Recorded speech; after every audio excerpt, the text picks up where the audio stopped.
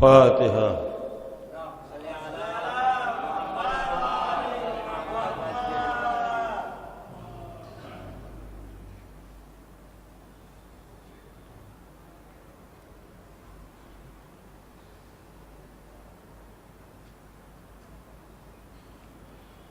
لا قوة إلا بالله العلي العظيم۔ أعوذ بالله من كل رجيم وسيم۔ بسم الله الرحمن الرحيم۔ توكلت على الحي الذي لا يموت، الحمد لله الذي لم يتخذ صاحبة ولا ولدا، ولم يكن له شريك في الملك، ولم يكن له ولي من الذل، وكبره تكبيرا، والصلاة والسلام على النبي المكي المدني العربي القرشي الهاشمي الوطني الأبتهي التهامي، معلن الحق بالحق، أبي القاسم محمد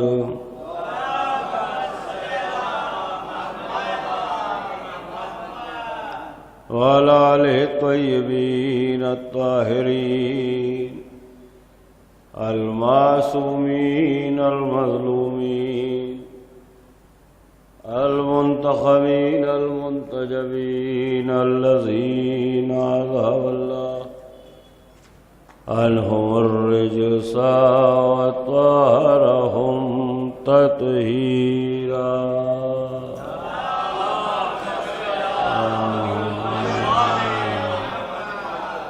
ولعنة الله على أعدائهم أجمعين، من الآن إلى قيام يوم الدين۔ رب اشرح لي صدري ويسر لي أمري، واحلل عقدة من لساني يفقهوا قولي۔ أما بعد، فقد بسم الله الرحمن الرحيم۔ صلوات ارشاد اللہ۔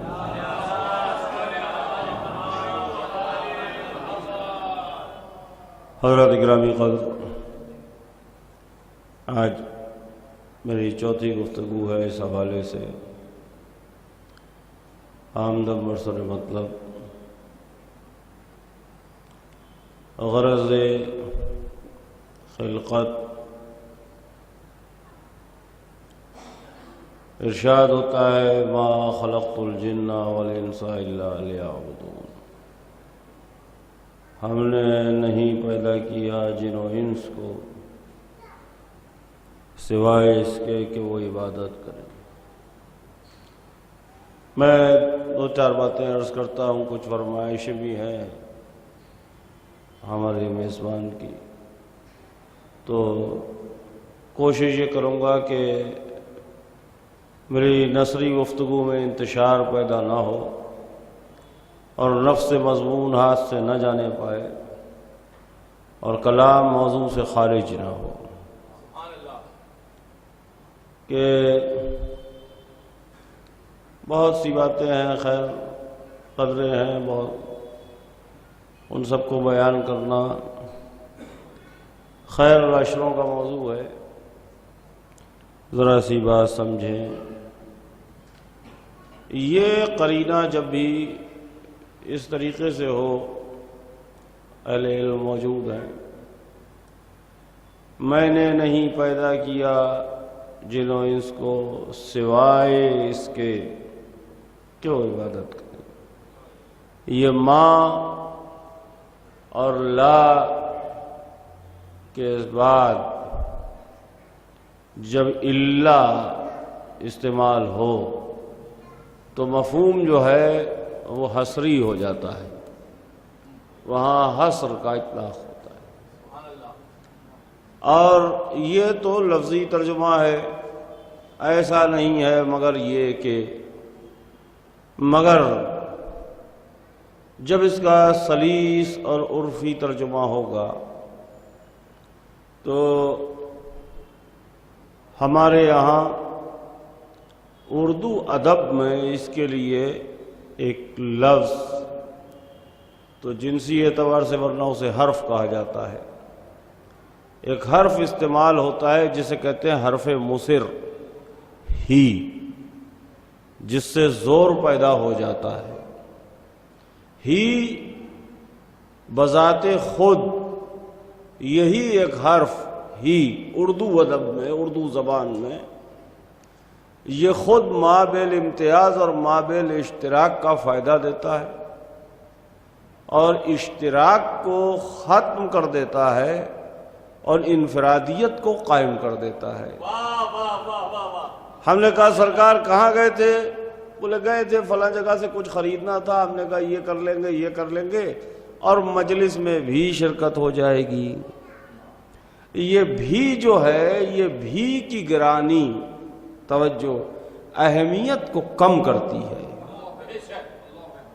تو عرفاء کے نزدیک یہ بھی کی ترکیب بھی باطل ہے، اس سے تقدس کم ہوتا ہے، توجہ ہے۔ تو اب عرفاء کہتے ہیں یہاں حرف مصر ہی کا صرف ہوگا، آپ مجلس کے لیے نکلے ہیں تو مجلس ہی کے لیے نکلیے۔ ایک ہی اور بھی سے مفہوم زمین و آسمان کا فاصلہ طے کر لیتا ہے۔ جو اس کی انفرادیت ہے، توجہ ہے، جو اس کی تفرید ہے، جو تفرد ہے، اسے ایک بھی کہہ کے ہلکا کر کے ختم کر دیا، یہ تقدس کے خلاف ہے۔ اس لیے اشتراک کا شائبہ بھی ناروا مانا جاتا ہے تو ارباب عرفان کے نزدیک۔ اسی قرینے کو قرآن اور احادیث نے سمجھایا ہے، یہ ہی اور بھی کی بحث کو، جہاں بھی یہ قرینہ ہے ماں اور لا کے ساتھ اللہ نہیں پیدا کیا مگر یہ کہ عبادت، تو اب اس کا جب مثبت ترجمہ کریں گے تو کیا ہوگا؟ یعنی عبادت ہی کے لیے خلق کیا ہے، کوئی دوسری بات، یعنی مقصد خلقت عبادت ہے۔ اس مفہوم کو اور آسان کر دوں تاکہ بچے سمجھ لیں، پھر نفس مضمون کی بات شروع کروں۔ مثلا لا فتح الا علی، لا سیف الا ذوالفقار، لا اور اللہ کے بیچ فتح، لا فتح الا، نہیں ہے کوئی جوان سوائے علی کے، نہیں ہے کوئی تلوار سوائے ذوالفقار کے۔ مطلب کیا ہوا؟ علی ہی جوان ہے اور ذوالفقار ہی تلوار ہے، توجہ ہے۔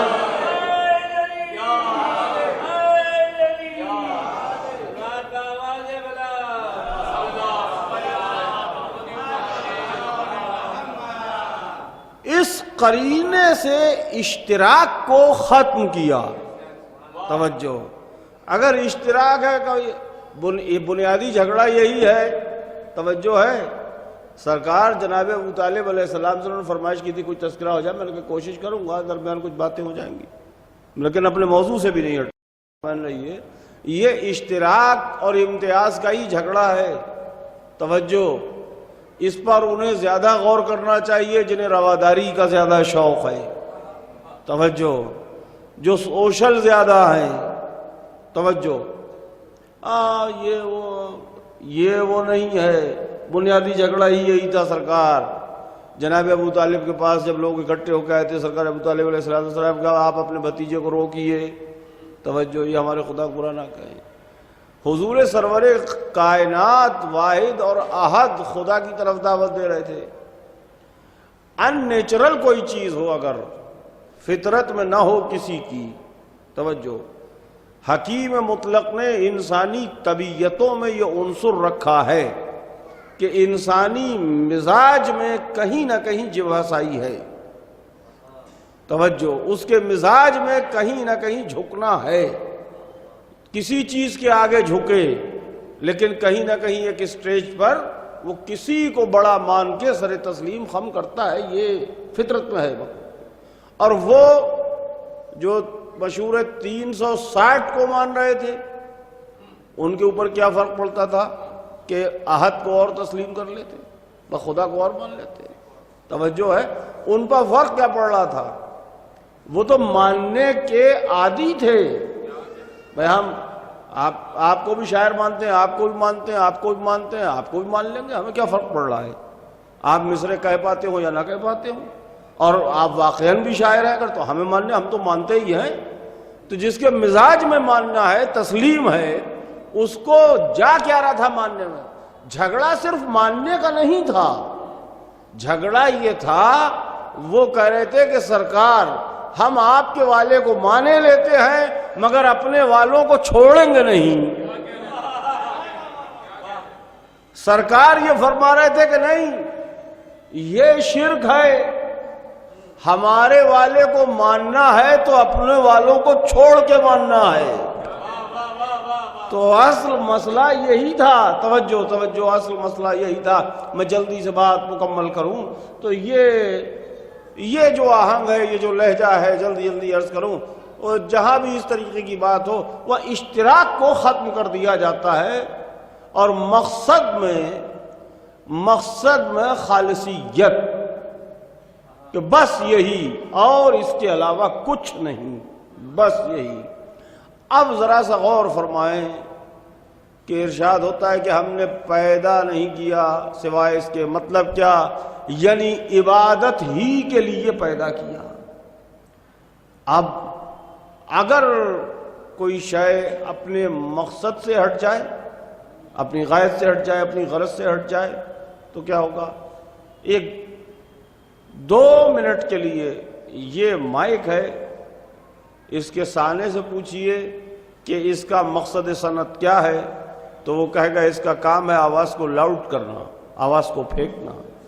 میں اگر اس سے یہ سوال کروں کہ کتنی دیر کے لیے، اگر 2 گھنٹے کا پروگرام ہے تو اس میں 40 منٹ یہ کام کرے گا یا 1 گھنٹہ 15 منٹ یہ کام کرے گا؟ کہے گا عجیب احمق ہیں آپ، بھئی اس کا مقصد ہی ہے، یہ بنا ہی اس لیے ہے کہ آواز کو پھینکے۔ 40 گھنٹے کا پروگرام ہو یا 4 گھنٹے کا پروگرام ہو، اگر یہ ابھی خادم گفتگو کر رہا ہے، اگر یہ اپنے مقصد سے 5 منٹ کے لیے ہٹ جائے تو آپ جو مجھے دیکھ رہے ہیں مجھے دیکھنا چھوڑ دیں گے اور سب ادھر دیکھنے لگیں گے جدھر اس کا میکینزم ہے، سب ادھر دیکھنے لگیں گے جہاں سے اس کو کنٹرول کیا جا رہا ہے کہ آخر کمی کہاں واقع ہوئی جو یہ مقصد سے ہٹا۔ توجہ ہے، توجہ ہے، کیونکہ مقصد سے ہٹا ہے، اس کا جو غرض صنعت ہے یہ اس سے ہٹ رہا ہے۔ تو فطرت یہ ہے کہ جو چیز جس مقصد کے لیے بنی ہے اس کا تعارف ہی یہ ہے کہ وہ اس مقصد پر کھڑی رہے۔ انہوں نے کہا ما خلقت الجن والانس الا لیعبدون، تو اب خلقت ہے ہی عبادت کے لیے۔ توجہ، خلقت جب عبادت ہی کے لیے ہے تو پھر سرکار بن سوال پیدا ہوتا ہے 24 گھنٹے میں کتنی دیر، 360 دن میں کئے دن؟ توجہ توجہ، جو لغت عرفان سے ناآشنا تھے انہوں نے مفہوم عبادت کو سمیٹ کے محدود کر دیا نماز روزے میں، اور جب مفہوم عبادت سمیٹ کے محدود ہو گیا تو پھر سرکار 2 گھنٹے 4 گھنٹے یا 30 دن یا 50 دن یا 100 دن یہ جب وقت کا تعین ہو گیا تو ارشاد باری تو یہ ہے کہ خلقت ہی عبادت کے لیے ہے، تو یہ ہی نہ رہا، بھی ہو گیا، اور جب یہ ہی سے بھی میں بدل گیا تو اشتراک واقع ہوا، اور جب اشتراک واقع ہوا تو فائدہ کلام باطل ہو گیا، کیونکہ کیا ہی عبادت کے لیے گیا ہے، عبادت ہی کے لیے خلق کیا گیا ہے۔ تو اس کا مطلب یہ ہے سرکار، بہت توجہ، اس کا مطلب یہ ہے کہ عبادت کچھ حرکات و سکنات کا نام نہیں ہے، صرف اور صرف کنی حرکات و سکنات تک محدود نہیں ہے، وہ عبادت سے باہر نہیں ہے۔ نماز روزہ اہم عبادت ہے، لیکن عبادت انہی باتوں تک محدود نہیں ہے۔ مطلب کیا ہے؟ عبادت ایک مزاج کا نام ہے، عبادت ایک فکر مستقل کا نام ہے، تو عبادت ایک مستقل رہروی کا نام ہے، عبادت ایک مستقل آہنگ کا نام ہے، عبادت ایک مستقل زندگی کا نام ہے۔ اس لیے کہ انسان صرف نماز روزے تک محدود نہیں رہ سکتا، اسے زندگی گزارنے کے لیے بہت سی چیزیں درکار ہیں، اسے سونا بھی ہے، جاگنا بھی ہے۔ اگر مفہوم عبادت کو نماز روزے میں محدود کر دیں گے تو سوتے میں کون سی نماز پڑھی جاتی ہے؟ توجہ ہے، وہ تو ہر وقت عبادت کے لیے ہے، بہت توجہ، ہر لمحہ عبادت کے لیے ہے، اس کی ایک ایک سانس عبادت کے لیے ہے۔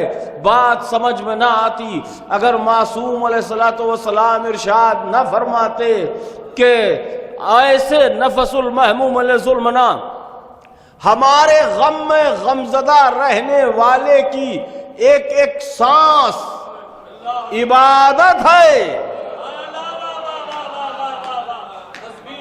نفس المحموم لظلمنا تسبیح، ہمارے غم میں غمزدہ رہنے والے کی ایک ایک سانس تسبیح ہے، تسبیح ہے، وَهَمُّهُ لَنَا عِبَادَةٌ، اور ہم، ایک ہے غم اور ایک ہے ہم۔ توجہ، ہم کے معنی اساتذہ نے بیان کیے کہ غم کا جو اثر ہوتا ہے اسے کہتے ہیں ہم، غم کا جو تاثر ذات پر قائم ہوتا ہے۔ ایک شخص کسی غم سے پریشان ہے، اب وہ روتا ہوا نظر نہیں آ رہا ہے لیکن بیٹھا ہے خاموش، اس کے دل میں ہے، تو یہ ہے محموم۔ توجہ، یہ ہے ہم کی کیفیت، وہ ہے ناد علی المظہر العجائب تجدون اللہ فی النوائب کل ہم وغم، ہر ہم میں اور غم میں، کبھی بات ہوگی، موضوع تفصیلی ہے۔ تو ہمارے لیے غمزدہ رہنے والے کی ایک ایک سانس تسبیح ہے، اور اس کا ہمارے لیے محموم رہنا عبادت ہے، اور ہمارے اسرار کو احمقوں سے چھپانا، توجہ ہے، سب باتیں سب سے نہیں کی جاتی۔ جہاد فی سبیل اللہ، اللہ کی راہ میں جہاد ہے۔ توجہ، اب بات سمجھ میں آئی؟ توجہ، جو اہل بیت علیہم الصلاۃ والسلام کے خوشی میں خوش اور غم میں غمزدہ ہے، اس کی ایک ایک سانس تسبیح ہے، اس کی ایک ایک سانس عبادت ہے۔ اب وہ چل رہا ہے تو عبادت ہے، سو رہا ہے تو عبادت ہے، جاگ رہا ہے تو عبادت ہے۔ صلوات پڑھے محمد و آل محمد۔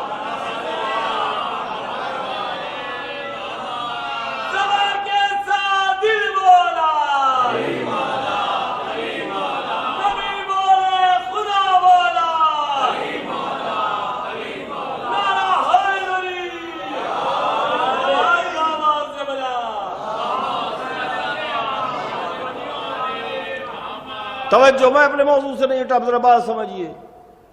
اب عبادت کے ذیل میں احادیث معصومین علیہ السلام کو آپ دیکھیں تو ارشاد ہوتا ہے کہ جس نے معرفت حاصل کی اذا عرفوا عبدوا، جو عارف ہوا وہ عابد ہوا. توجہ.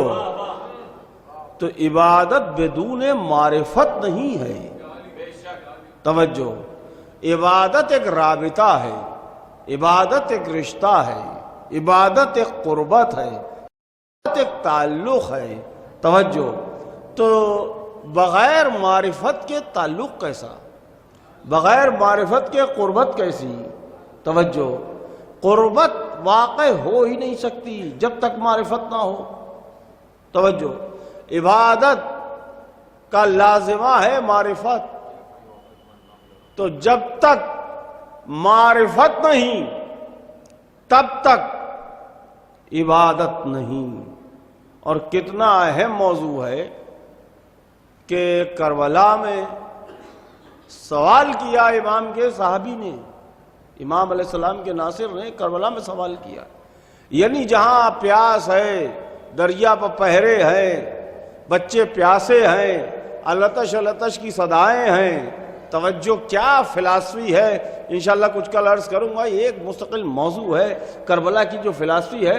آپ دیکھیں کہ کہاں پوچھا جا رہا ہے، جہاں شہادتیں ہو رہی ہیں وہاں حسین علیہ السلام کا صحابی پوچھ رہا ہے مولا ذرا اس آیت کا مطلب بتائیے، اس کی تفسیر بتائیے. امام حسین علیہ السلام سے پوچھا جا رہا ہے یہ. توجہ. یہ عاشور کی بات ہے، امام سے پوچھ رہا ہے صحابی. توجہ. کربلا کی بات ہے. تو امام نے جواب دیا. فرمایا امام نے جس نے معرفت حاصل کی اس نے عبادت کی. اب عبادت کا خاصہ طویل حدیث ہے، عبادت کا خاصہ بیان کرتے ہوئے مولا فرماتے ہیں استغنوا عن عبادت ما سوا. اس کی عبادت کی خاصیت یہ ہے. توجہ. اس کا اگر ترجمہ کریں تو ہوتا ہے کربلا. استغنوا عن عبادت ما سوا، کہ دوسروں کی خوشامد اور چاپلوسی سے بے نیاز کر دیتی ہے عبادت. ذرا غور فرمائیے، میں نے بڑی بات کی ہے. ورنہ یہ سوال کربلا میں پوچھا کیوں جا رہا ہے؟ توجہ. ارے یہ رسول کا ناصر، حسین علیہ السلام کا صحابی، حسین علیہ السلام کا ناصر یعنی رسول کا ناصر کتنا بڑا عارف ہے. کیا یہ اس آیت کا مفہوم نہیں جانتا؟ توجہ. یہ کربلا میں پوچھ کیوں رہا ہے؟ اور امام علیہ السلام کا یہ جملہ استغنوا عن عبادت ما سوا، جس نے اللہ کی عبادت کی وہ دوسروں کی ہاں میں ہاں ملانے سے بے نیاز ہو جاتا ہے. توجہ ہے.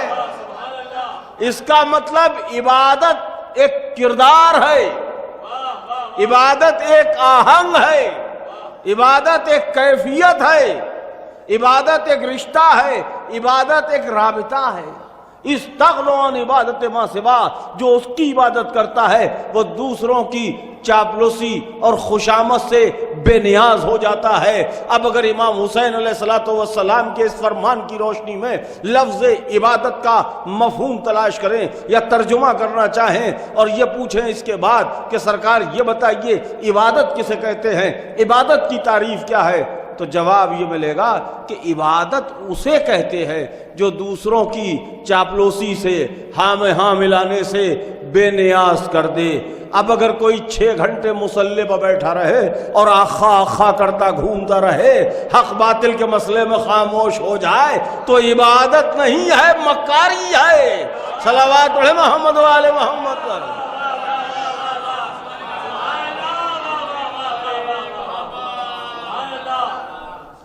توجہ. یہ ایک رابطہ ہے. میں نے پہلی گفتگو میں شاید عرض کیا تھا نحن عروۃ الوثقی. اب کو معبود سے ملانے کی ایک کڑی آل محمد علیہ السلام ہیں، جنہوں نے صلوات سے مل کر پڑھتے محمد آل محمد، جنہوں نے مفہوم عبادت. اب کربلا کیا ہے؟ کربلا معارف کی درسگاہ ہے. بہت توجہ، کہ سفر امام حسین علیہ السلام بھی یہ تفصیلات کل عرض کروں گا. کربلا معارف کی درسگاہ ہے. بہت توجہ. حسین علیہ السلام کا سفر ہے، بات کیا ہے؟ امام حسین علیہ السلام سے مطالبہ کس چیز کا ہے؟ تفصیلات کل عرض کروں گا. مطالبہ کس چیز کا ہے؟ یزید نے بیعت مانگی ہے. توجہ، یزید نے بیعت مانگی ہے. امام علیہ السلام نے بیعت سے انکار کیا ہے. بیعت سے انکار کا مطلب کیا ہوتا ہے؟ توجہ، یزید کی ہاں میں ہاں ملانا. یزید نے بیعت مانگی ہے. واقعہ کربلا کو اس مفہوم میں سمیٹ دینا، توجہ، یہ بھی خلاف دیانت ہے. کربلا نماز روزے کا جھگڑا نہیں ہے، کربلا ولایت علی کا جھگڑا ہے. یہ بات اچھی طریقے سے ذہن میں رکھیے.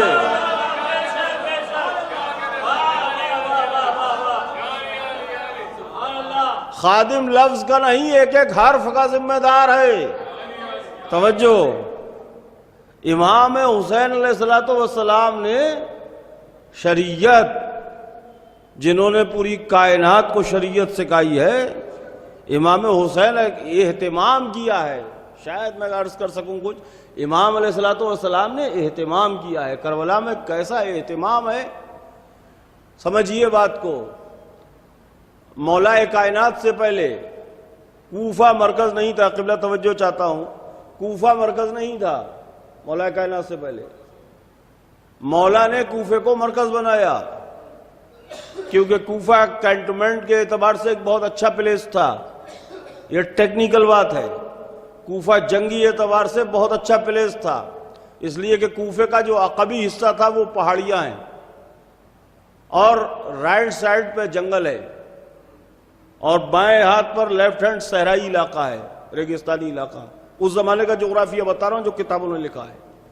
اور سامنے بہت بڑا میدانی علاقہ ہے نخیلا، اس کے آگے دریا بہ رہا ہے. توجہ، تو ٹیکنیکل ایشو یہ تھا کہ مولا کائنات کے زمانے میں جنگیں تھیں، یہ صفین جمل سب معاملات رہے.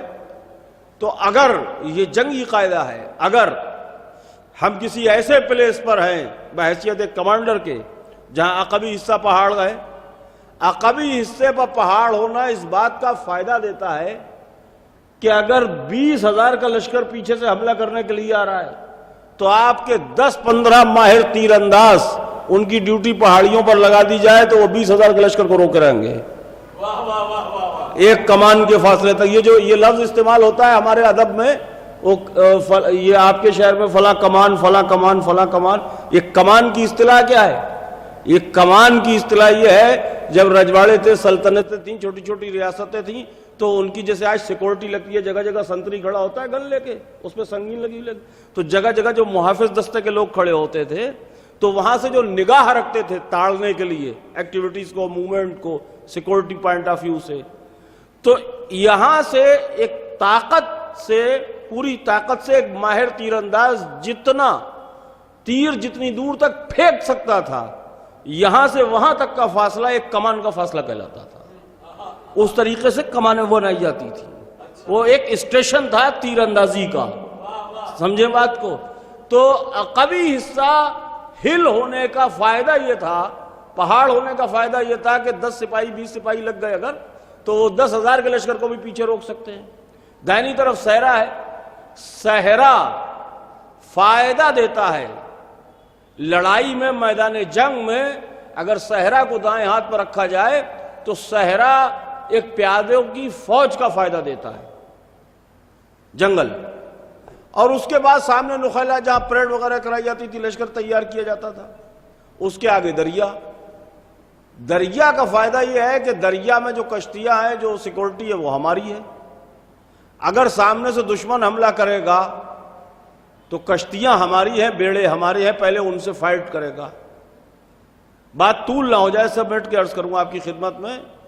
امام حسین علیہ السلام نے جو بندش کی ہے کربلا میں، میرے مضمون تک بات پہنچ جائے.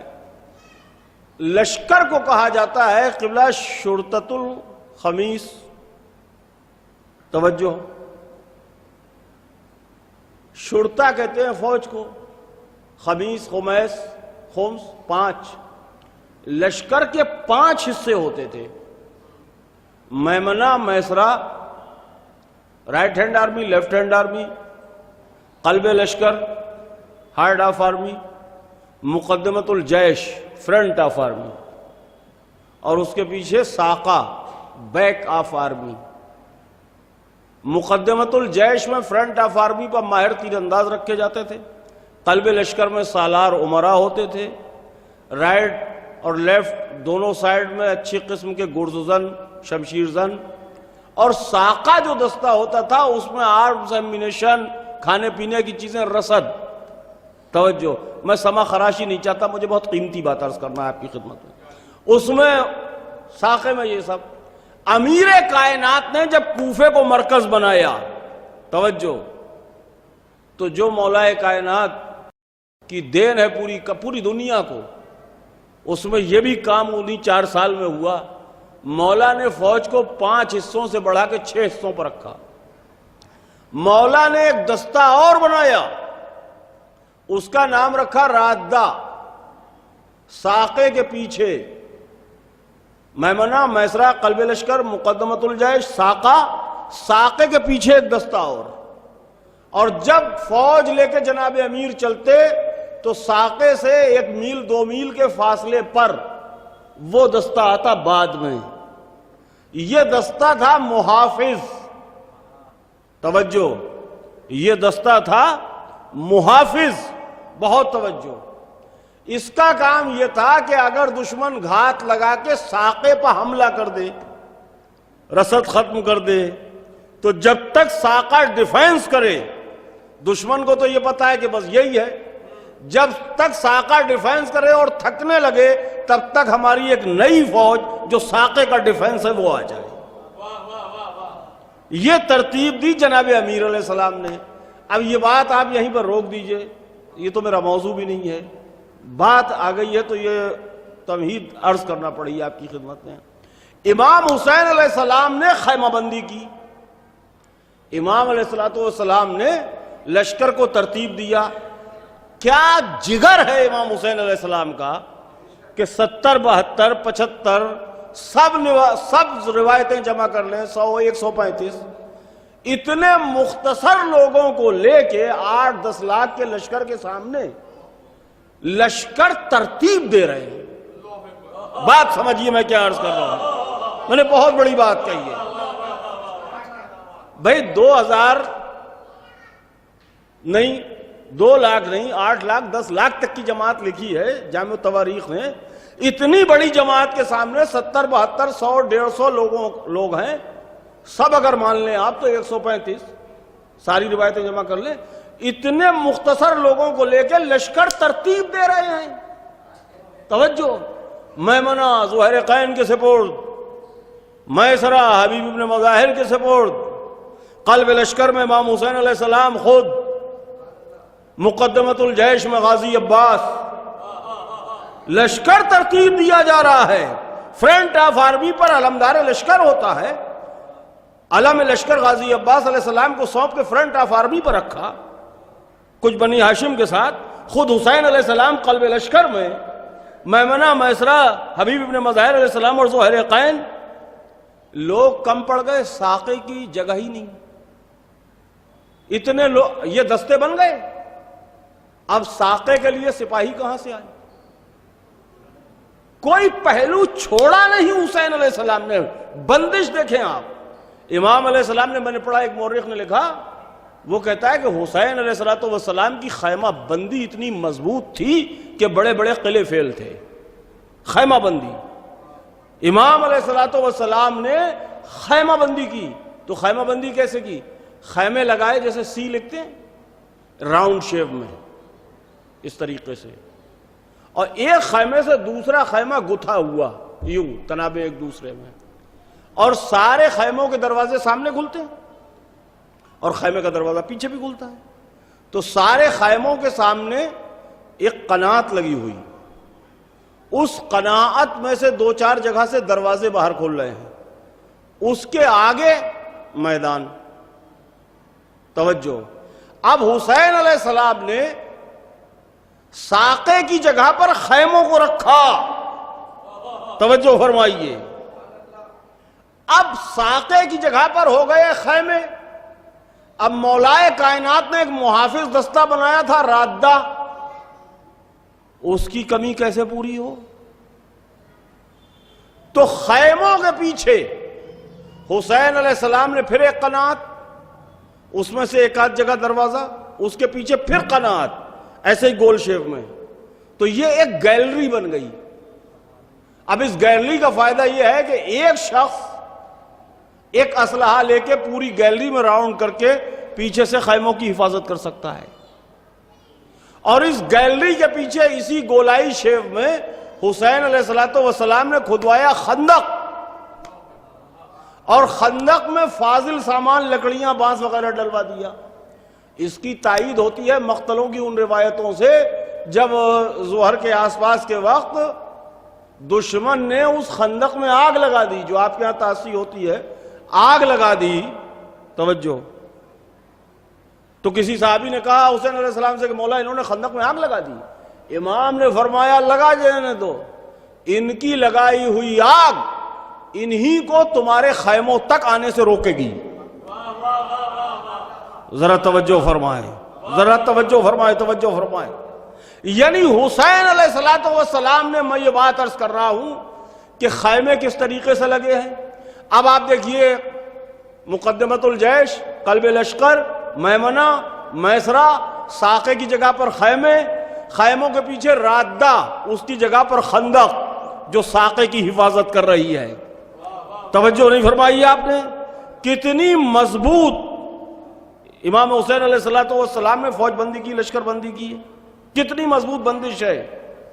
اب ایسی بندش میں, توجہ, ایسی بندش میں امام حسین علیہ السلام خیموں میں نماز پڑھتے. حالات ہیں حرب و ضرب کے, توجہ ہے, وہاں نماز پڑھی جائے خیموں میں, اپنی اپنی سب پڑھ لیں, 2 وہاں پڑھ لیں, اس کے بعد 2 بعد میں پڑھ لیں, 4 وہاں, تو خیموں پڑھ لیں, بات ختم ہو گئی. اتنی اچھی بندش ہے خیموں کی. امام علیہ السلام دشمن فوج سے کہہ رہے ہیں کہ ابھی نماز ہم قائم کر رہے ہیں, اور دشمن فوج میں آپس میں بات چیت ہے, کہاں نماز پڑھو. حالانکہ گستاخی کی میں نہیں دہرانا چاہتا, ہر بےہودہ بات ضروری نہیں ہے قبلہ کے بیان کی جائے, ضروری نہیں ہے کہ جو عمر سعد نے کہا وہ سب بیان کر دیا جائے. توجہ, بات سمجھ رہے ہیں؟ ہاں. تو امام علیہ السلام نے نماز کی صف سجائی.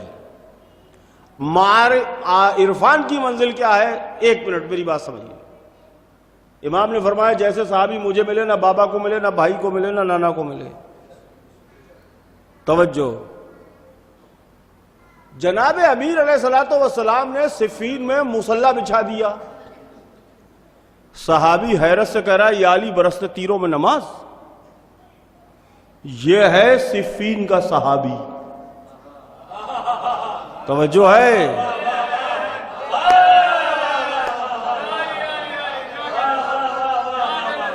برستے تیروں میں مصلی کا صحابی, یا علی برستے تیروں میں نماز. اسے تعجب ہو رہا ہے.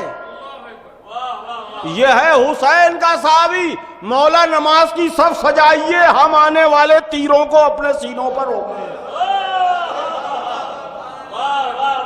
یہ حسین کا صحابی ہے. توجہ.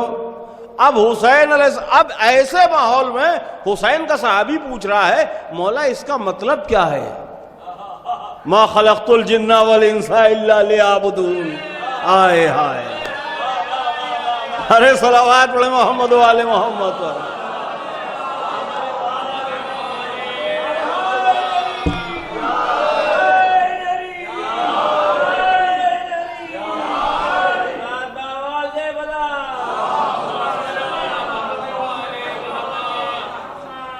توجہ ہے. اور امام فرما رہے ہیں جو عارف ہوا وہ عابد ہوا, اور عبادت کیا ہے کہ استغنو عن عبادت ما سوا. یہ دوسروں کی ہاں میں ہاں ملانے سے عبادت بے نیاز کر دیتی ہے. توجہ. جھگڑا کیا تھا؟ یہ جناب ابو طالب کا خون تھا جو یزید کی ہاں میں ہاں ملانے سے انکار کر رہا تھا. استغنوا عن عبادت ما سوا. اس آیت کا ترجمہ ہے کربلا. توجہ توجہ توجہ، صلوات پڑھیں محمد و آل محمد.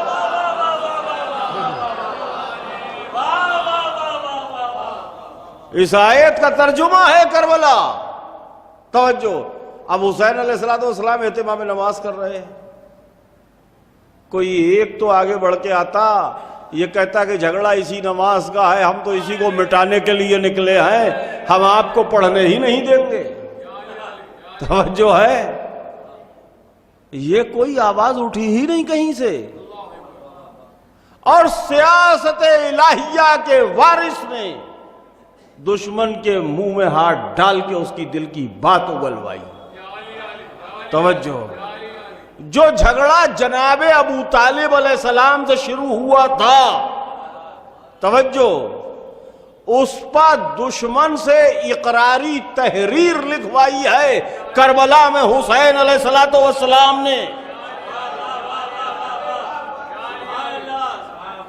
جب امام نے خطبہ ارشاد فرمایا ہے، متعدد خطبات ہیں امام علیہ السلام کے، اور آپ ایک اونٹنی پر سوار آئے خطبہ دینے کے لیے، تو جب امام کلام کرنا چاہتے تھے لوگوں کی جماعت نے شور مچانا شروع کیا تاکہ ایسا نہ ہو یہ کچھ کہیں، ارشاد فرمائیں اور لوگوں کے دلوں میں ان کی بات اترے اور سمن بتا.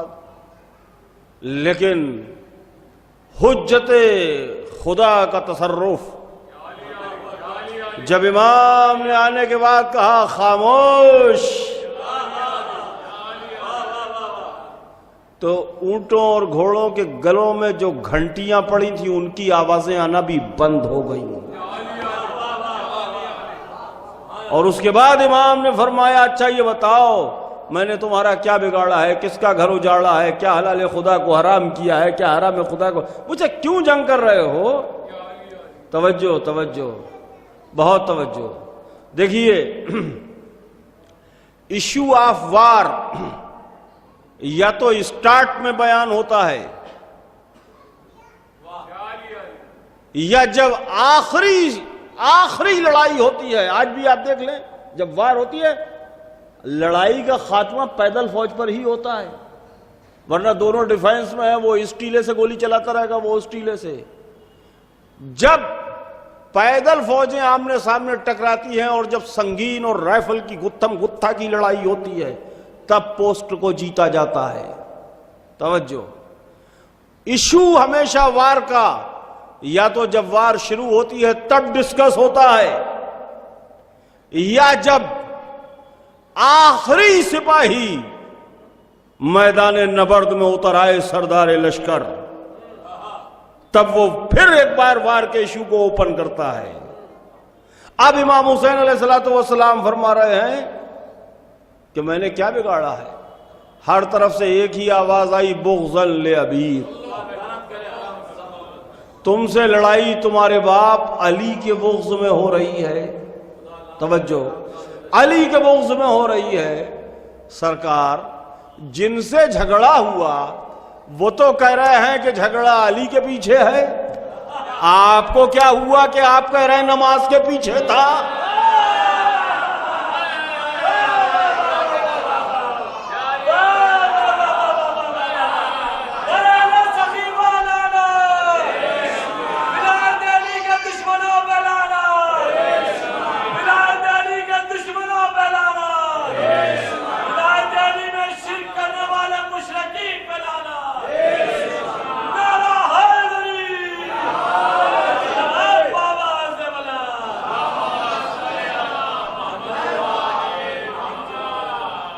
بھائی موٹیو وہ بتائے گا جس کا معاملہ ہے. توجہ ہے، جس سے لڑائی ہوئی ہے وہ کہہ رہا ہے جھگڑا علی ولی اللہ کا ہے. آپ اس کے وکیل ہیں جو آپ کہہ رہے ہیں نماز کا جھگڑا تھا. آپ ہیں کون؟ جس سے جھگڑا ہوا وہ کہہ رہا ہے لڑائی ہے بغضا لابیک. توجہ ہے؟ اور 71 لاشیں اٹھانے والے حسین نے جب یہ سنا تو پھر تلوار کھینچی بغضاً لابیک، تو آؤ علی کے نام پر کوئی کمپرومائز نہیں ہے۔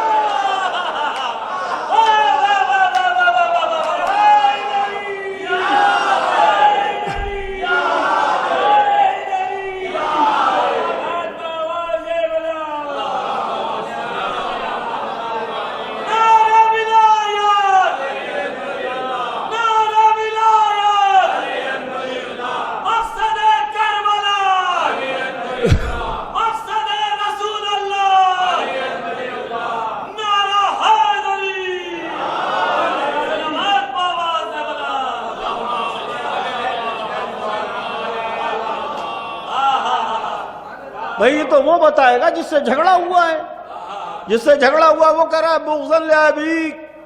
آثار تاریخ نے لکھا، ہر مقتل نے لکھا، کوئی نئی بات تھوڑی ہے۔ توجہ، امام علیہ السلام نے فرمایا اچھا کوئی کمپرومائز نہیں۔ توجہ، اب یہ پورا ایک سلسلہ آپ سنیے، یہ بغضاً لابیک کیا ہے؟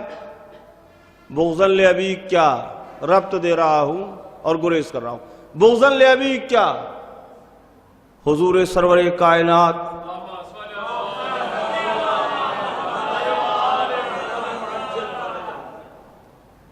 نے جب آواز بلند کی لا الہ الا اللہ کہو فلاح پا جاؤ گے، اسی وقت ایک بٹوارہ ہو گیا۔ باتیں بہت ہے، وقت کم ہے، شارٹ میں سمجھ لیجئے، سمیٹ رہا ہوں گفتگو۔ اسی وقت ایک ڈویژن ہو گیا، اور جو لوگ جناب ابو طالب علیہ السلام کے ساتھ تھے وہ شیب ابو طالب بائیکاٹ ہو گیا۔ دو جماعتیں اسی وقت بن گئیں، ایک جماعت جناب ابو طالب علیہ السلام کی جو شیب ابو طالب میں، اور ایک جماعت کفار کی جو شیب کے باہر۔ یہ جناب ابو طالب علیہ السلام نے جلال الہی کا حصار کھینچا تھا بنام شیب ابو طالب۔ توجہ ہے کہ جو اس سے باہر ہے اس کا تعلق کفار کی پارٹی سے ہے، جو اس کے اندر ہے، اس حصر میں داخل ہے، وہ لا الہ والا ہے۔ توجہ، بہت توجہ، یہ یہیں سے شروع، پہلی گروپ بندی یہی ہے، یہ یہیں سے شروع ہوا۔ اب قرآن نے کہا سورہ نور، ارشاد ہے اس کے نور کی مثال ایسی ہے کہ وہ ایک طاق ہے، اس میں چراغ ہے، چراغ قندیل میں ہے، مصباح وہ ہے قندیل میں، فانوس۔ توجہ، اور فانوس کیا ہے؟ فانوس کا کام ہے چراغ کی حفاظت کرنا، ایک کام۔ دوسری بات یہ ہے کہ فانوس کی وساطت سے روشنی چھن کے جاتی ہے باہر۔ توجہ، اور اسی آیت میں فانوس کی جنس بھی یہی بتائی گئی۔ تو اب سبھوں نے یہ کہا کہ نور سے مراد ہے حضور سرور کائنات، چراغ سے مراد ہے حضور سرور کائنات، مصباح سے مراد ہے حضور سرور کائنات، لقب بھی ہے حضور کا مصباح الظلم۔ تو مصباح سے، چراغ سے مراد ہے حضور سرور کائنات، فانوس وہ جو چراغ کی حفاظت کرے۔ اس کا مطلب فانوس سے مراد ہے جناب ابو طالب۔ توجہ ہے، توجہ ہے۔ چراغ کا خاصہ یہ ہے، لو کا خاصہ یہ ہے، ذو کا خاصہ یہ ہے کہ پہلے اپنے فانوس کے اندر روشنی ہوگی اس کے، پھر اس کی وساطت سے روشنی باہر جائے گی۔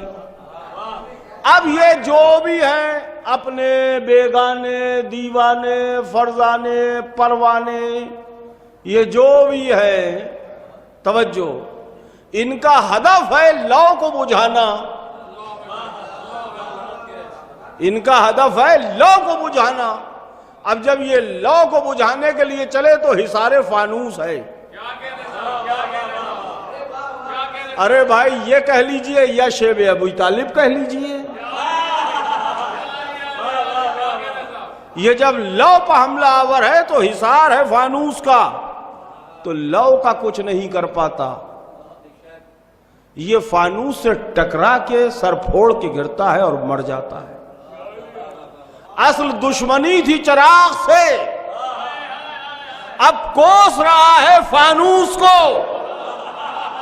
اس لیے کہ فانوس نے اسے چراغ کی لو تک آنے ہی نہیں دیا۔ توجہ ہے، یہ کوس رہا ہے فانوس کو اس لیے کہ فانوس نے چراغ کی لو تک اسے آنے نہیں دیا، اور فانوس کا کچھ بگاڑ نہ سکا، ٹکرایا اور گرا اور مر گیا۔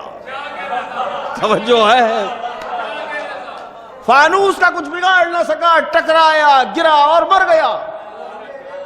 اب یہ فانوس سے نسلوں میں دشمنی چلی۔ توجہ، اب اس فانوس کو سمجھیے 10 سال کا بیٹا یا 20 سال کا بیٹا، سب نے لکھا ہے کہ حضور کی جگہ پر سرکار ابو طالب علیہ السلام اپنے بیٹوں کو لٹاتے، کبھی کسی بیٹے نے یہ کہا ہی نہیں کہ ہم کیوں لیٹے ان کی جگہ پر۔ توجہ ہے، مطلب کیا ہے؟ اس کا مطلب ابو طالب کے خون میں، ابو طالب کے خون میں نصرت ہے، ابو طالب کے بلڈ میں نصرت رسالت ہے۔ توجہ ہے۔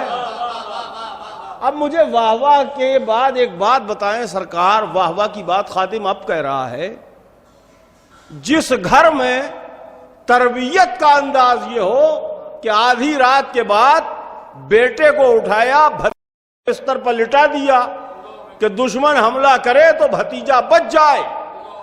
توجہ ہے، چراغ فانوس میں ہے، توجہ، بھتیجا بچ جائے، بھتیجا بچ جائے، بھتیجا بچ جائے۔ اور اتنا تیکھا ہے جناب ابو طالب علیہ السلام کا بلڈ، اتنا تیکھا ہے جناب ابو طالب علیہ السلام کا بلڈ۔ توجہ، جناب عقیل علیہ السلام کا ایک 4 برس کا پوتا یزید ملعون کے دربار میں بھوک پیاس اسیری، یزید کی گود میں ایک بچہ بیٹھا تھا اسی عمر کا۔ یزید کہتا ہے جناب عقیل کے پوتے کی طرف اشارہ کر کے، میرے اس بچے سے کشتی لڑو گے؟ تو جناب عقیل کے پوتے نے کیا کہا؟ جناب ابو طالب علیہ السلام کا کتنا بلڈ کتنا تیکھا ہے۔ جناب عقیل کے پوتے نے کیا کہا؟ 4 برس کے یتیم پوتے نے جناب عقیل علیہ السلام کے یزید کی آنکھوں میں آنکھیں ڈال کے کہا، یزید تجھے مقابلے کا اتنا شوق ہے تو ایک خنجر اپنے بچے کے ہاتھ میں دے دے، ایک مجھے دے دے، ابھی پتہ چل جائے گا انجام کیا ہوتا ہے۔ ہم، جملہ سنیے، ہم اشراف عرب، ہم اشراف عرب ہما شما سے کشتیاں نہیں لڑتے،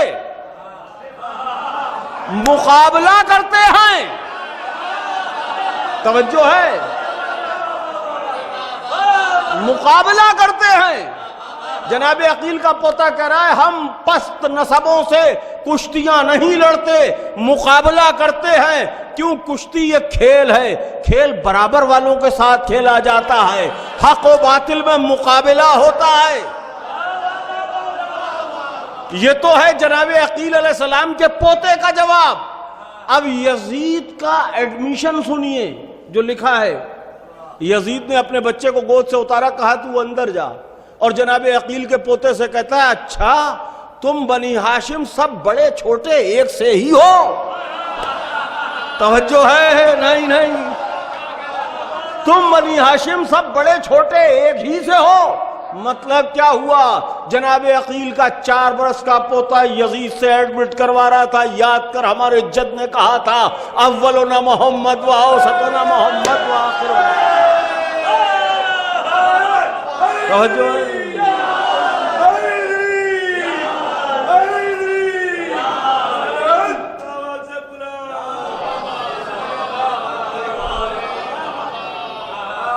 اب سنیے سرکار، میں نے سمیٹ لی گفتگو، یہ تیور ہیں جناب ابو طالب کی نسل کے، تو یہ افسانہ کہاں سے آیا الیاذ باللہ کہ جناب عقیل معاویہ کے دربار پہ چلے گئے تھے؟ توجہ ہے، قرائن سے ہمیشہ تہذیب شناسی ہوتی ہے۔ توجہ، یہ جتنے مفروضے ہیں فرضی بیہودہ باتیں ہیں، سب کسی حوالے سے روب میں نہیں آنا چاہیے۔ سمجھ لیجئے، جو بات بھی عظمت آل محمد کے خلاف ہے وہ کہیں لکھی ہو، کسی نے لکھی ہو، اسے دیوار پر مار دیا جائے گا۔ اچھی طریقے سے یہ بات سمجھ لیجئے، آل محمد کے مسئلے کتابوں سے حل نہیں ہوتے، کتاب دل سے طے ہوتے ہیں۔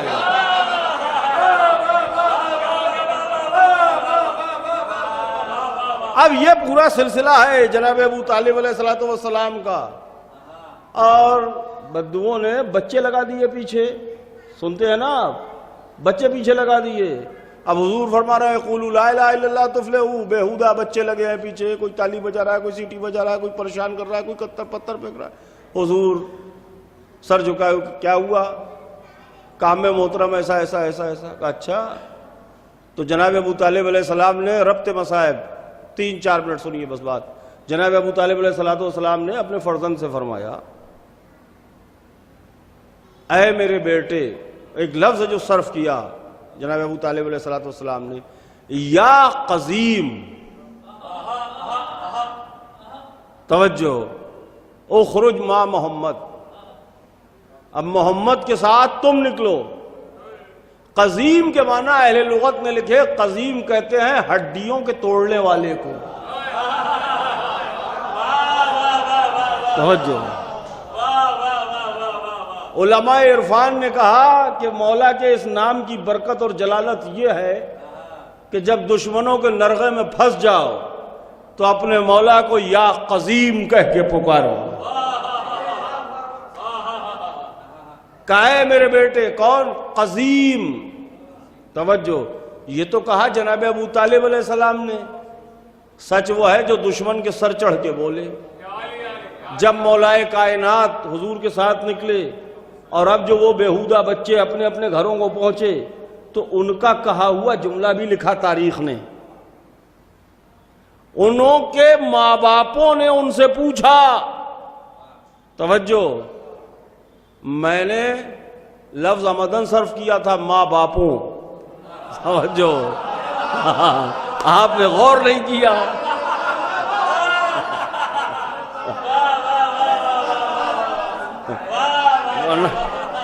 ورنہ مرکب تو ہونا چاہیے تھا ماؤں باپوں، لیکن میں نے آمدن صرف کیا تھا۔ صلوات پڑھے محمد و آل محمد پر۔ توجہ، تو انہوں نے پوچھا کیا ہوا؟ جناب ابو طالب علیہ السلام نے فرمایا تھا یا قزیم، اے ہڈیوں کو توڑنے والے میرے بیٹے، اب سے تو محمد کے ساتھ نکل۔ اب یہ جو گھر پہنچے اور پوچھا گھر والوں نے کیا ہوا، تو انہوں نے کہا قزمنا علی، علی نے ہماری ہڈیاں توڑ دیں۔ توجہ ہے، قزمنا علی۔ اب اور آگے بڑھیں آپ، جو جنگ خندق آئی، عمرو بن عبد ود جس میں آیا جنگ خندق، تو جنگ خندق میں جب مولا کائنات، یہ جناب ابو طالب علیہ السلام کی ہیبت ہے جو بول رہی ہے، جنگ خندق میں مولا کائنات جب عمرو بن عبد ود کے مقابل آئے اور بڑے بڑے سورماؤں نے اس پار سے خندق کے جو اس پار نہیں آ سکے تھے، یوں ماتھے پر ہاتھ رکھ کے خود ایسے ہٹا کے دیکھ رہے ہیں، تو جب مولا کائنات کو دیکھا تو بے ساختہ کہا، بے ساختہ، فوراً جو بات نکلتی ہے منہ سے ایک دم دیکھتے ہی، ارے، تو بے ساختہ، ھذا قزیم، یہ وہی ہڈیوں کا توڑنے والا ہے۔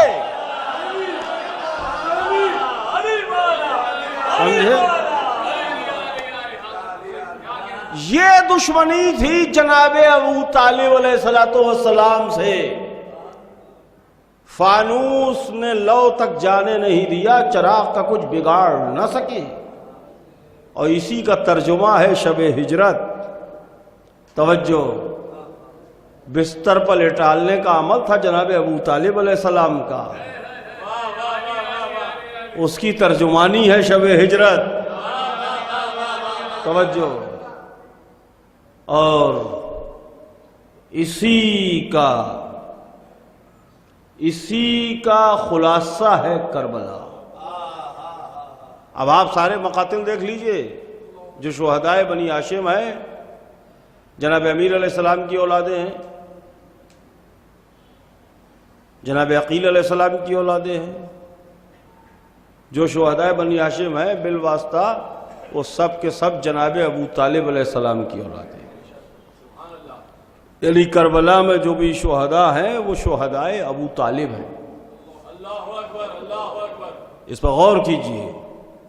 جناب مسلم علیہ السلام ہوں یا ان کے بچے ہوں، پوتے ہیں، پر پوتے ہیں، مثلا امام حسین علیہ السلام کے فرزند ہیں، امام حسن علیہ السلام کے فرزند ہیں، یہ سب جناب ابو طالب علیہ السلام کی ذریت ہے. تو کربلا میں شیب ابو طالب حسین علیہ السلام نے، میری بات مکمل ہوئی. وہ جو خیمہ بندی میں نے پڑھی ابھی آپ کی خدمت میں، شیب ابو طالب کے اندر حضور سرور کائنات کی جماعت، شیب ابو طالب کے باہر بنی امیہ کی جماعت. شیب ابو طالب کا ترجمہ ہوا کربلا میں خیام حسینی. توجہ ہے، یہ خیمہ بندی نہیں ہے، یہ شیب ابو طالب کی تمثیل ہے.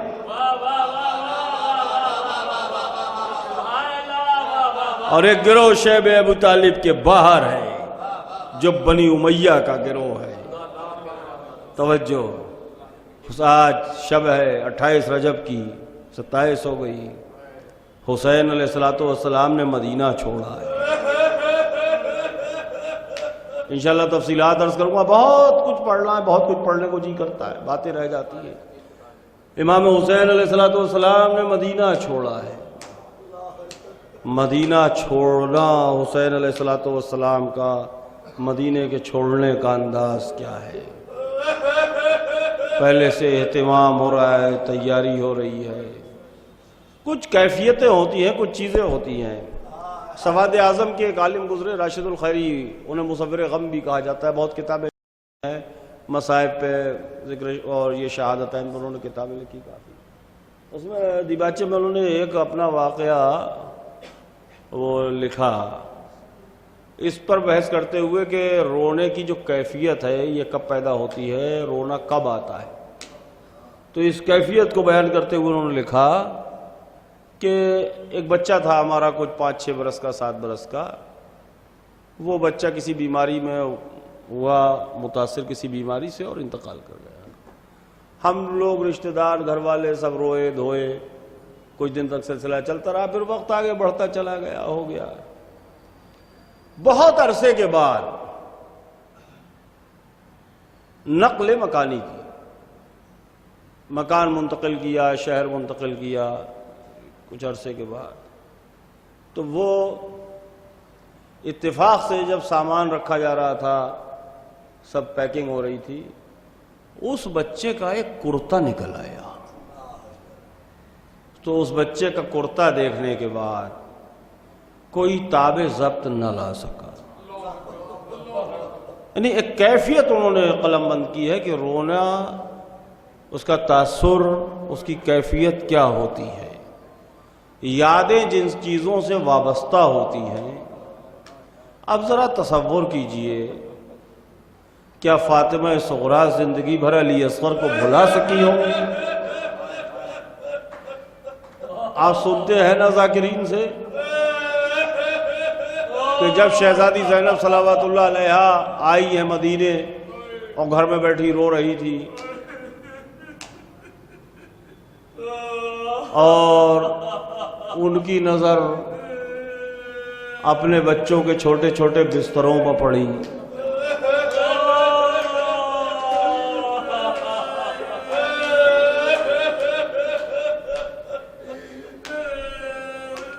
حضرت امام مظلوم علیہ السلام سفر کی تیاری ہے امام حسین علیہ السلام کی. کربلا کی طرف حسین علیہ السلام کا سفر ہے. جو بھی چاہنے والا آتا ہے وہ کہتا ہے آقا عراق کی طرف نہ جائیے، عراق کی طرف مولا نہ جائیے. امام علیہ السلام سامان سفر تیار کر رہے ہیں، قناتیں لگی ہیں، پردے کا اہتمام ہے. امام بھائی کے مزار سے رخصت ہوئے، ماں کی قبر سے رخصت ہوئے، نانا کے مزار سے رخصت ہوئے، اور حسین علیہ السلام نے اب جو سفر ہے آپ کا بہت مشہور واقعہ ہے، سب پڑھتے ہیں صبح. اس فہرست میں بی بی فاطمہ صغریٰ صلوات اللہ علیہا کا نام نہیں ہے.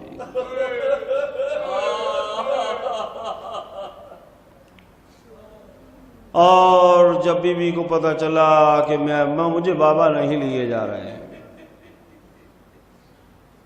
تو یوں تو ویسے بھی تپ تھی،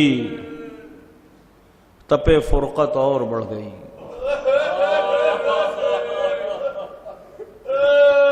اور اب کبھی اس کے پاس کبھی اس کے پاس. بڑی نفسیاتی بیت ہے مشہور مرثیے کی، میں یہ نہیں کہتی کہ ہماری میں بٹھا دو، میں یہ نہیں کہتی کہ سواری میں بٹھا دو، بابا مجھے فضا کی ہماری میں بٹھا دو، بابا مجھے فضا کی سواری میں بٹھا دو. امام نے دلاسا دیا، تسلی دی، کہا اچھا علی اصغر کو ہی چھوڑ جائیں گے. کہا صغریٰ شاید ہونٹوں تک یہ بات نہ آئی ہو، اس کے بغیر تو تکمیل واقع شہادت ہی نہیں ہے. اچھا اب جب وداع ہوئے امام حسین علیہ السلام کا، ایک بار علی اصغر کو میں اپنی گود میں لے لوں. اور اب علی اصغر صغریٰ کی گود چھوڑنے کو تیار.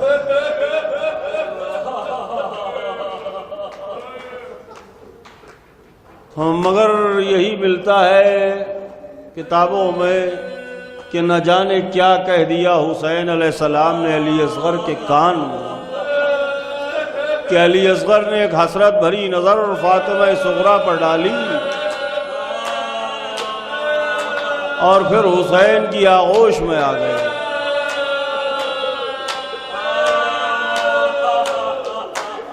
یہاں تک ملتا ہے کہ کارواں کے پیچھے پیچھے کچھ دیر شہزادی فاطمہ صغریٰ، امام نے دلاسا دیا، تسلی دی، اور اب دو باتیں میں عرض کرتا ہوں. نانی ام سلمہ سے مرخص ہوئے. امام نے فرمایا نانی جان میں سب جانتا ہوں، سمجھتا ہوں. توجہ، وہ خاک کا واقعہ پورا. اب امام حسین علیہ السلام نے سفر کیا. شہزادی صغریٰ کے شب و روز فراق پدری میں، بھائیوں کے فراق میں، بہنوں کے فراق میں شب و روز کیسے کٹتے ہیں اس کا اندازہ کوئی لگا نہیں سکتا. دو باتیں ہیں، ایک شہزادی کا خط، یعنی دو واقعے، ایک کا تعلق شہزادے علی اصغر علیہ السلام سے اور ایک مشہور ہے جناب علی اکبر علیہ السلام کے. بس یہ دو باتیں سنیے. مجلس خط، بی بی فاطمہ صغریٰ جب عرصہ ہوا تو کنیزوں کے جھرمٹ میں نکلتی کہ خط بابا تک پہنچا دے۔ سید علی ابن طاؤس علیہ الرحمہ نے لحوف میں لکھا، اس پر کچھ لوگوں نے شک پیدا کیا، سوال کھڑے کیے کہ قاصد کب چلا تھا اور کب پہنچا اور کتنے دن لگے اور کیا ہوا۔ سید علی ابن طاؤس علیہ الرحمہ نے لکھا لحوف میں کہ حسین علیہ السلام کی بیٹی، یہ میرے موضوع سے ریلیٹڈ ہے، ولایت مطلقہ کے سلطان حسین علیہ السلام کی بیٹی، جب اس نے ارادہ کیا کہ یہ خط بابا تک پہنچنا ہے، اور اس کی پوتی جس نے کہا کہ کل درزی کپڑے لے کے آئے گا، وہ جب اس ارادے سے نکلی کہ قاصد چاہیے، تو سید علی بن طاؤس لکھتے ہیں اللہ نے ایک ملک کو بھیجا کہ بی بی صغرا سے خط لے کے قاصد بن کے کربلا پہنچ جائے۔ توجہ، اب یہ خط کب پہنچا؟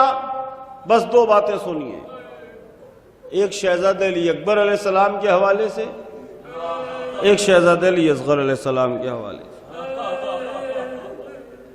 آخری مرحلے ہیں، شہزادہ علی اکبر علیہ السلام زخمی ہے، ریگے گرب پر ہے۔ جب بابا کی آہٹ محسوس کی تو شہزادہ علی اکبر نے علیہ السلام، میں اسے اپنی زبان میں یوں پڑھتا ہوں، اور کبھی کبھی قبلہ ایسی تائید ہوتی ہے کہ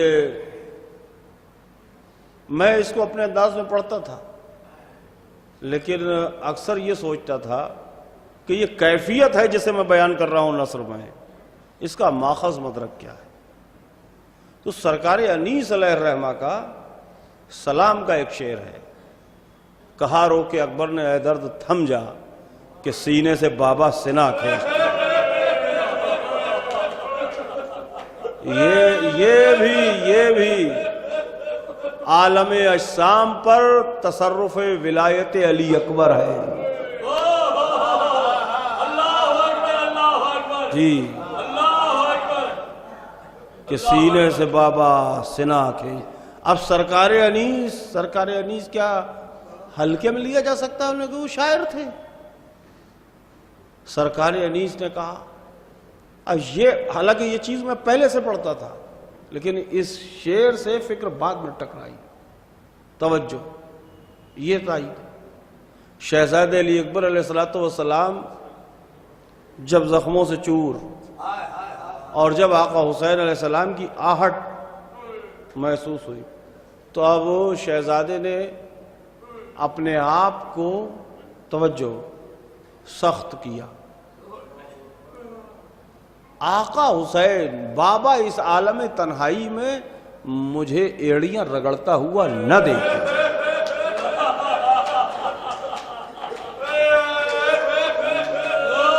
یہ ایک کیفیت ہے۔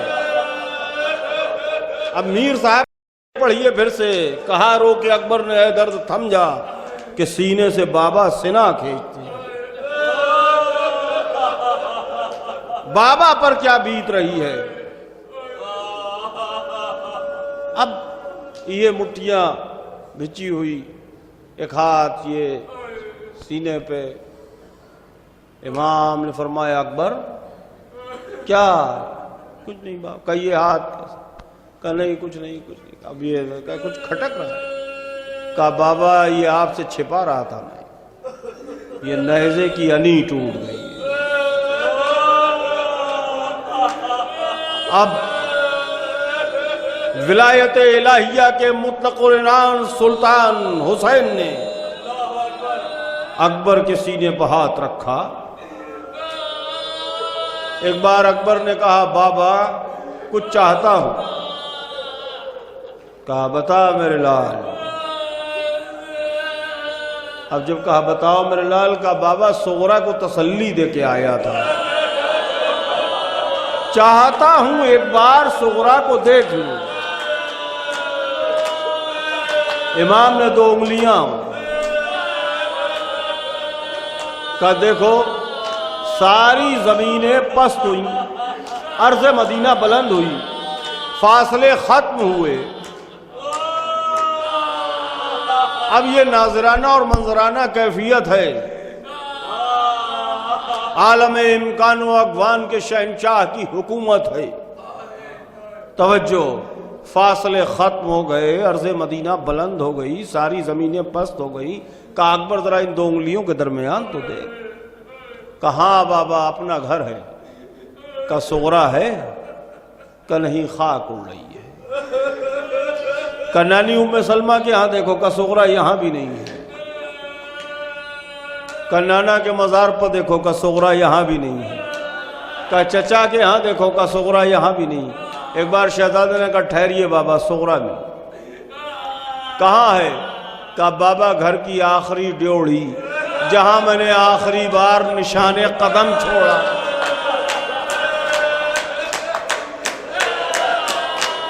وہاں ہے صغرا. اور میرے مرثیے کی ایک بیت مجھے یاد آ رہی ہے. فرماتے ہیں شہزادے بابا، مریض ہجر کی حالت عجیب لگتی ہے، وطن میں رہ کے بھی صغرا غریب لگتی ہے.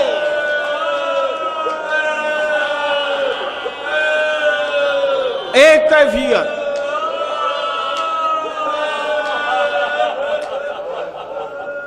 یعنی واقع کربلا کی ابتدا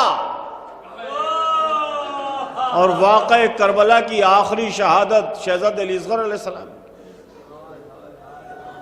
ابتدا بھی فاطمہ صغرا سے ہوتی ہے، انتہا بھی فاطمہ صغرا پر ہوتی ہے. اب اس منزل میں رہے حسین علیہ السلام، ننھی سی قبر کھود کے اصغر کو گاڑ کے شبیر اٹھ کھڑے ہوئے دامن کو جھاڑ کے میدان نبرد میں. اب قاصد ہے، اب قاصد پوچھ رہا ہے. سرکار انیس نے نفسیاتی مناظر پیش کیے ہیں. یہ تو نہ کہہ سکے کہ شہ مشرقین ہوں. آقا نے سر جھکا کے کہا میں حسین.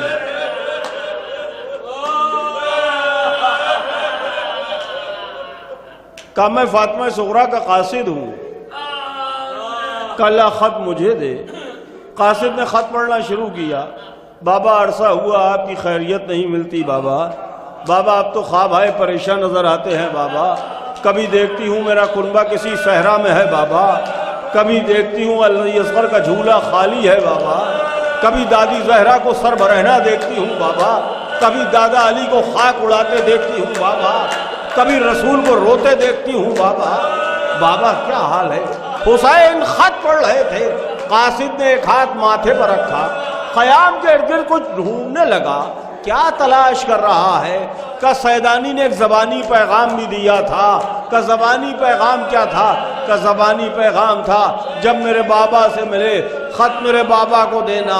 خیام کے ارد گرد دیکھنا کہیں میرا چھوٹا بھیا علی اصغر گھٹنیوں چلتا ہوا نظر آ جائے، میری طرف سے پیار کر لینا. حسین نے قاصد کا ہاتھ پکڑا، قبر اصغر پر لے آئے. کہ یہاں سے دور چلا جا، اتنی دور چلا جا. سیعلم الذین ظلموا ایہم الا لعنۃ اللہ علی القلوب. اللہم لعن قتلۃ امیر المؤمنین وقتلۃ الحسن والحسین.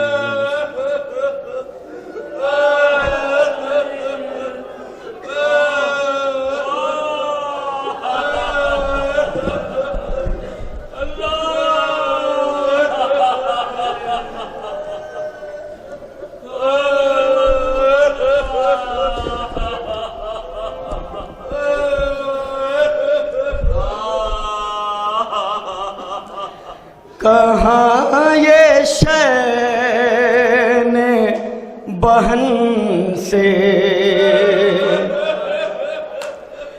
کہاں یہ شین بہن سے وطن ملے نہ ملے، جہاں میں چین مجھے اب بہن ملے نہ ملے، پنہا دولا کے لباس کوہن مجھے زینب،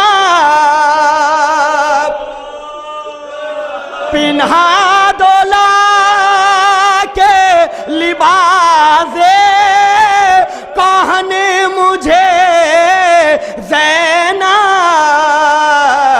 دیار کر وہ بلا میں کفن ملے، بڑھا لو منت رباب اصغر کی، نہ جانے کل کوئی غنچہ دہن ملے،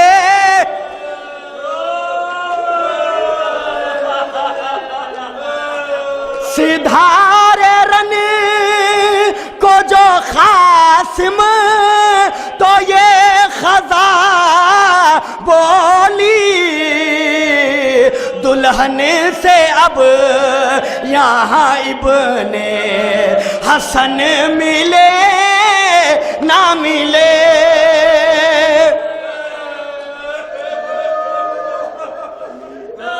تمہارے سامنے ہوئیں گے ذبح چھوٹے بڑے، قریب عصر 72 کے تن ملے نہ ملے، بلا لو روز اقدس پا اپنے محسن